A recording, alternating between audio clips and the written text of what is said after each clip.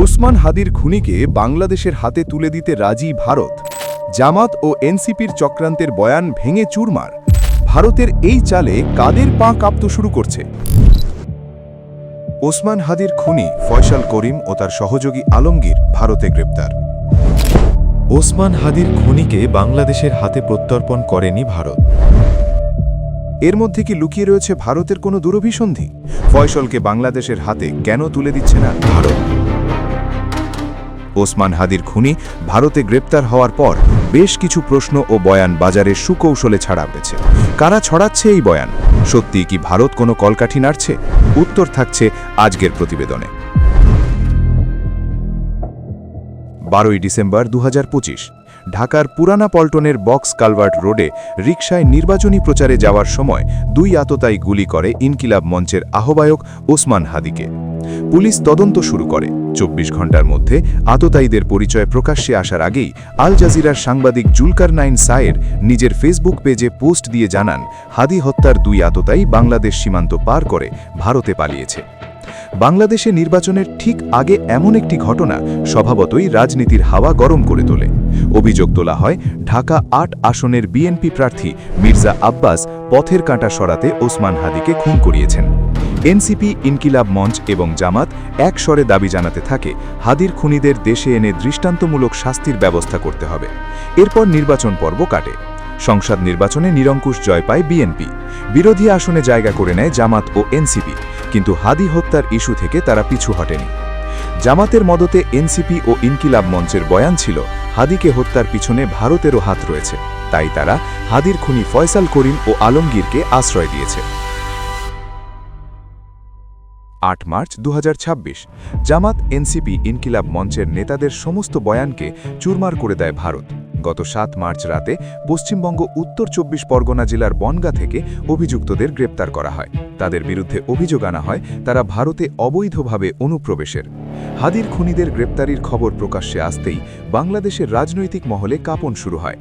প্রশ্ন উঠতে থাকে, পুলিশি জেরায় তারা কি ফাঁস করতে চলেছে? শুরু হয়ে যায় নতুন বয়ান। দাবি উঠতে থাকে, হাদির হত্যাকারীদের অবিলম্বে বন্দি প্রত্যর্পণ চুক্তি অনুসারে বাংলাদেশে পাঠানোর ব্যবস্থা করা হোক।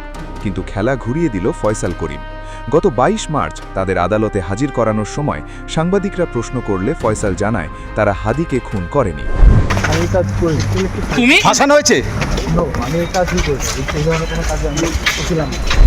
ফয়সালের এই বয়ানের পরেই জামাত মদতপুষ্ট বাংলাদেশের তাবর তাবর গুজব বাহিনী মাঠে নেমে পড়ে।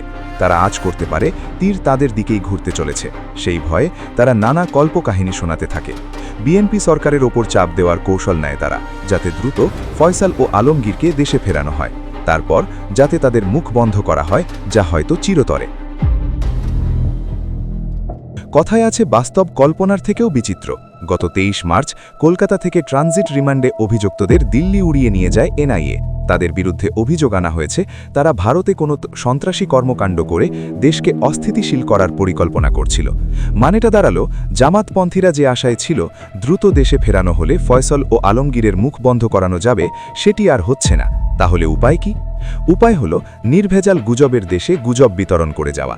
দেখুন বিদেশে বসে জেকব মিল্টন এবং দেশে বসে থাকা কিছু বাটপার কি গুজব ছড়ায়।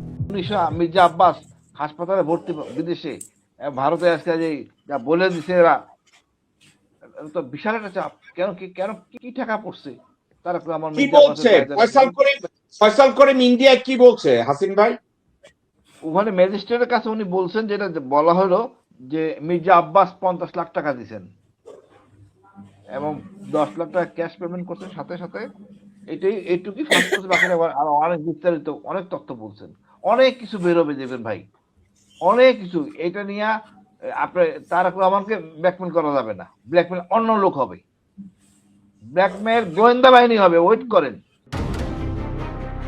ইনি দাবি করেছেন কলকাতায় ম্যাজিস্ট্রেটের সামনে ফয়সাল নাকি স্বীকার করেছে মির্জা আব্বাস হাদিকে হত্যার জন্য 50 লক্ষ টাকা দিয়েছে। এটি ভারতের কোনো সংবাদ মাধ্যমে প্রকাশ পেল না, অথচ গুবরে পোকা হাতে নিয়ে হাসিনুর চাচা গুজব ছড়িয়ে যাচ্ছেন।